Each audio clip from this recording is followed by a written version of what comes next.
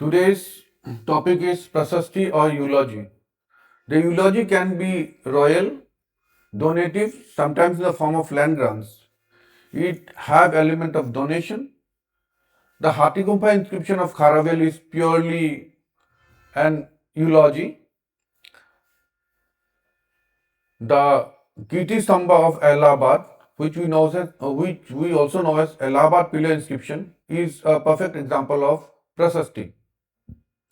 Besnagar pillar inscription belonging to Heliodorus is also a Prasasti, but it focuses on political history. Junagadh inscription of Rudradaman is also a Prasasti, which mentions or which records repair of Sudarshana Lake. The land grants or the eulogy are basically poetic in form. Sometimes in prose form also it appears, like at Hatigumpa and Junagadh. Sometimes it is found in both prose and poetry formed together. The perfect example of which is the Allahabad Prasasti or the Allahabad pillar inscription. Generally, it contains auspicious signs and starts with a lineage.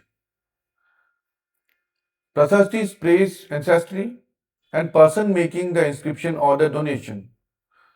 It also contains the purpose of the inscription, and at the last of the inscription, the name of the composer is given. However, that is not always the case. In the Hatigumpa inscription, the name of the composer is not given. However, the name of the composer of Allahabad pillar inscription is given at the last. Till the time of the Gupta, inscriptions became highly stylized. Land grants.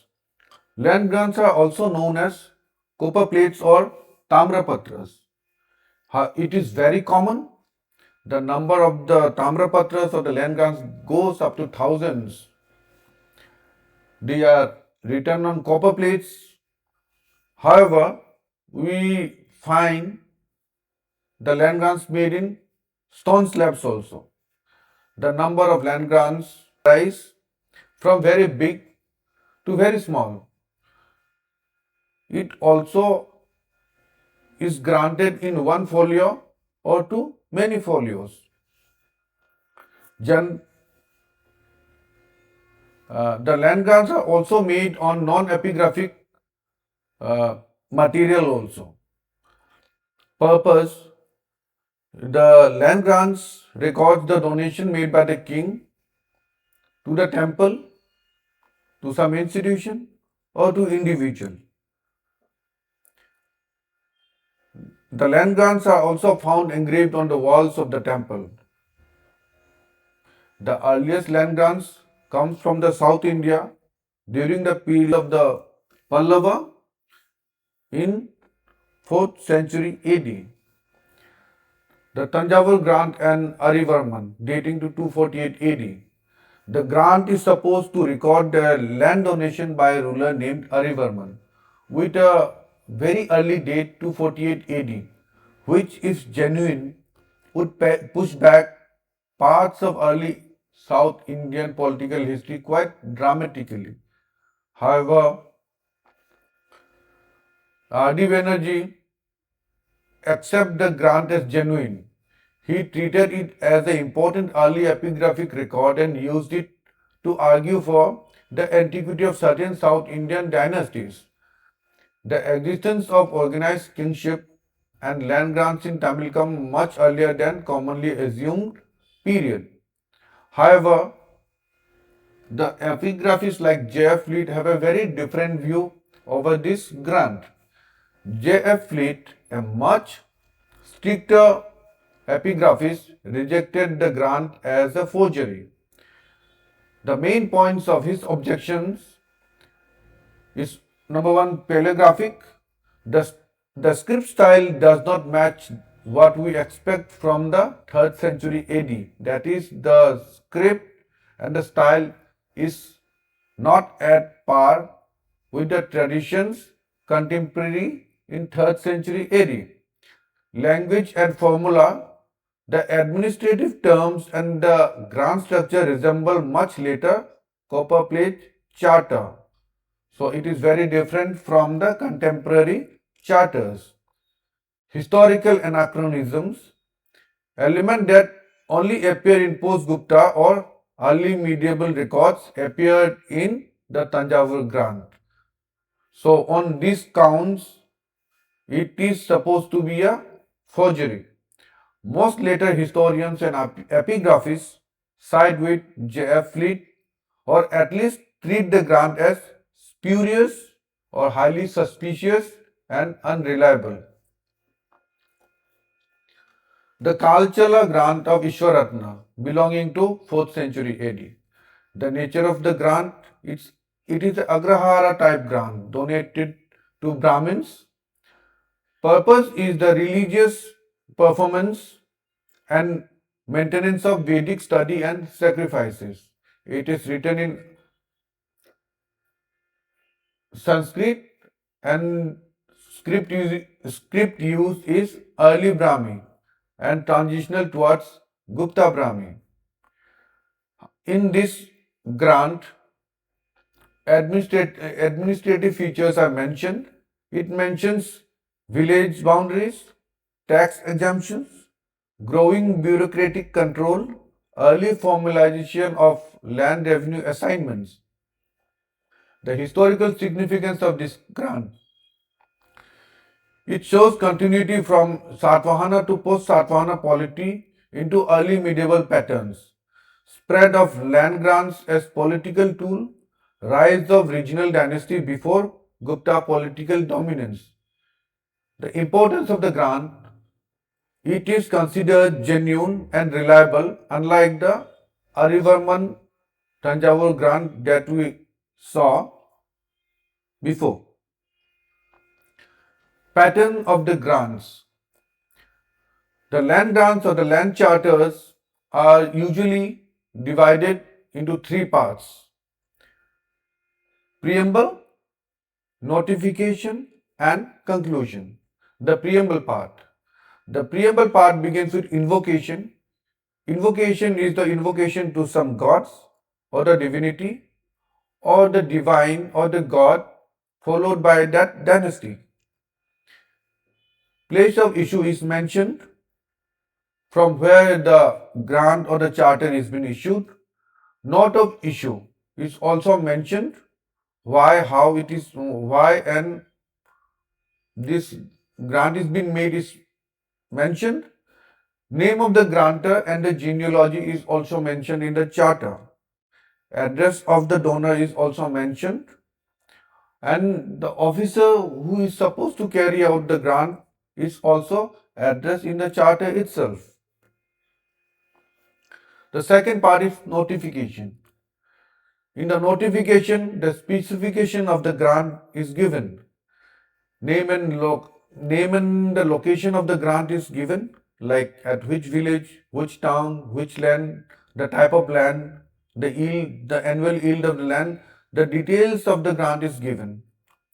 It also specifies the borders, demarcation. Demarcation are done generally with the help of natural markers, rivers, ponds, trees, rocks, etc. The measurement of the land is also given in the unit prevailing at the time.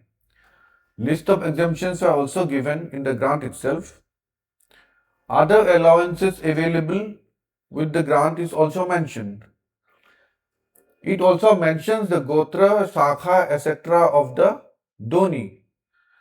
The number of the Donis are also mentioned. The Karandai plates of Rajendra Chola mentions 108 number of grantees. There are other land grants which exceeds this number. There are grants which contains around 300 Donis. Occasion of the grant is also mentioned. At what occasion? Most of the occasions are like the birth of a child, uh, uh, coronation, etc. On a very auspicious occasion, it is made. The intention of the grant. Intention of the grants remains uh, for afterlife, for good afterlife, or for mukti of the parents' soul, of the people died in the family, etc. Conclusion part. Conclusion part contains exhortation. Exhortation like implicatory clauses like warning to the future rulers not to violate or confiscate the grant as it is given for perpetuity, and that is maintained by certain artistic terms like the grant is given till the time the sun and the moon exist, etc. And whoever confiscate or violate this grant will commit mahapap or the guilt same as killing cow or a Brahmin. And there are curse also upon the violation of the charter. If somebody violates the curse like he will rot, he will born as a worm, such curse were bestowed to the one who violates this grant. And the date of the grant is given. Sometimes it is in regnal sometimes the year, like Sakaira in certain Sakaira or in Bikram area. Whatever is prevailing or followed by that particular dynasty. And the charter is authenticated by a stamp or a seal or any insignia of the dynasty. And at the last of the grant, the name of the composer is given or written, but that is not always the case. Forgery is not very common. However, we come across certain forged plates or forged grants.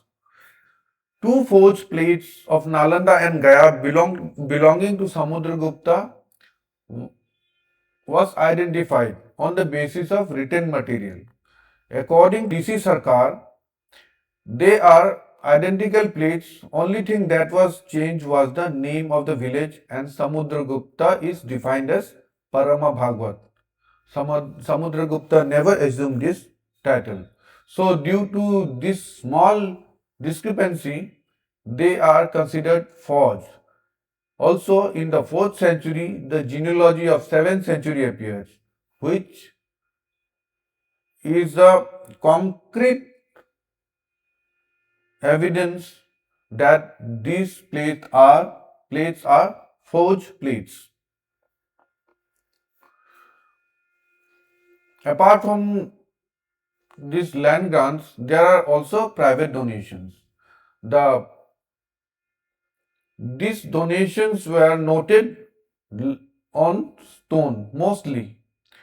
Some of these private donations were noted or recorded on metals also. These private donations are mostly given for religious cause, and these donations mentions nature of donation and intention of that donation.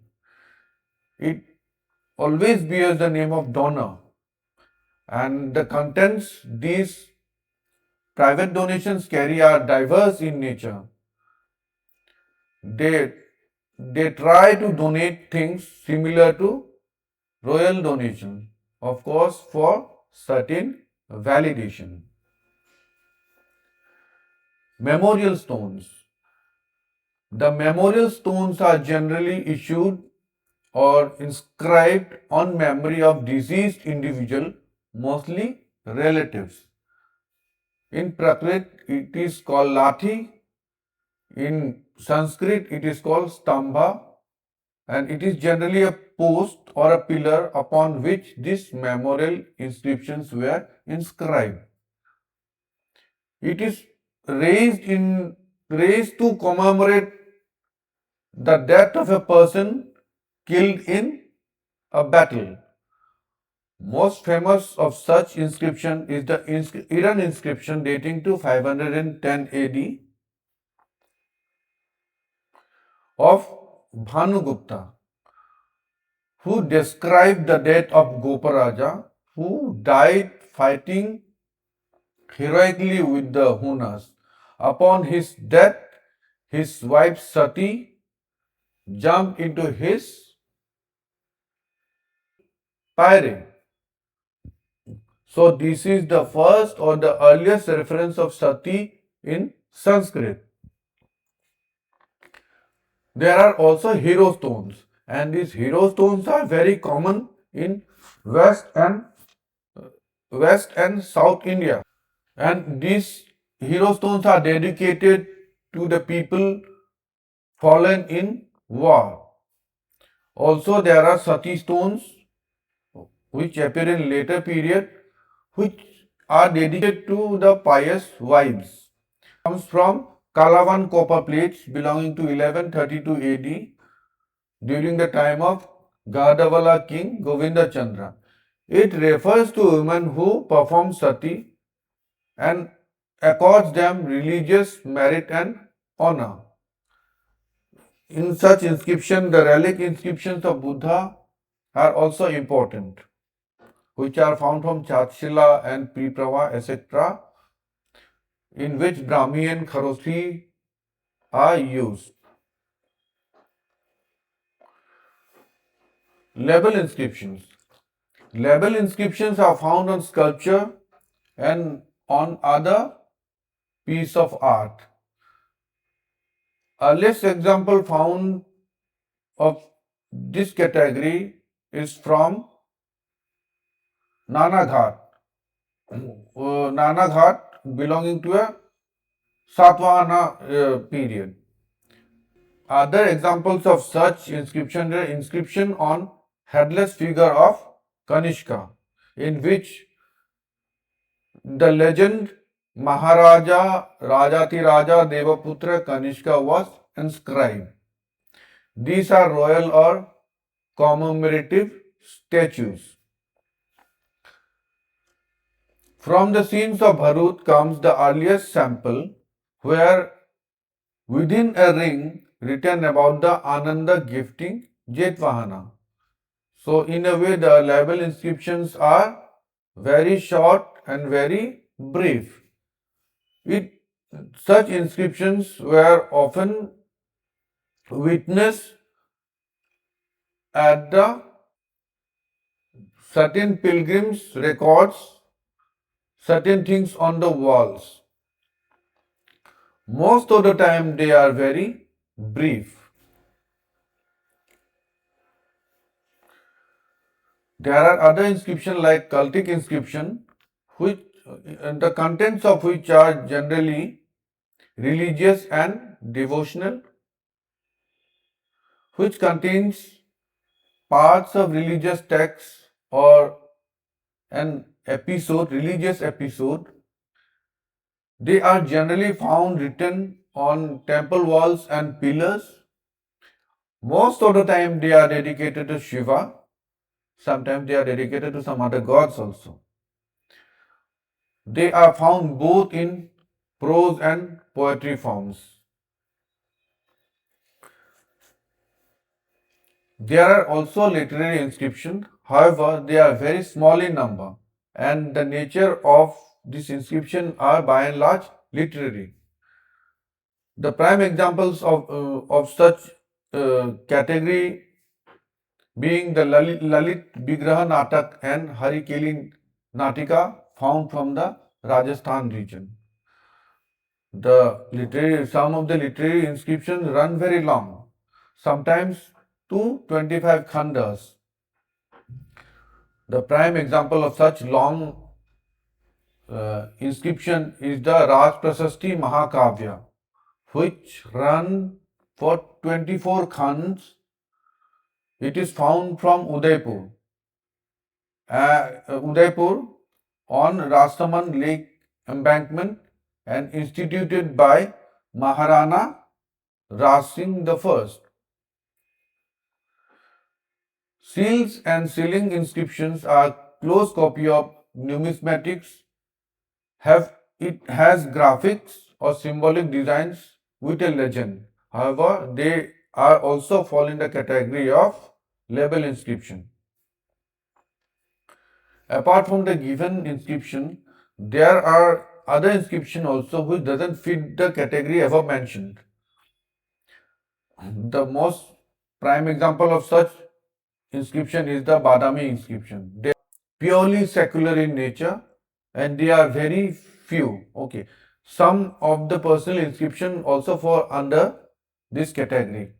The Gwalior inscription is purely a miscellaneous category in which a king describes about his hunting skills. It is written in Sanskrit and the script is generally Nagari Devanagari style belonging to medieval period. And this inscription is purely secular and recreational. There are other inscription. The inscription on foot known as footprint inscription. These inscriptions bears name written down the footprints and which is very common.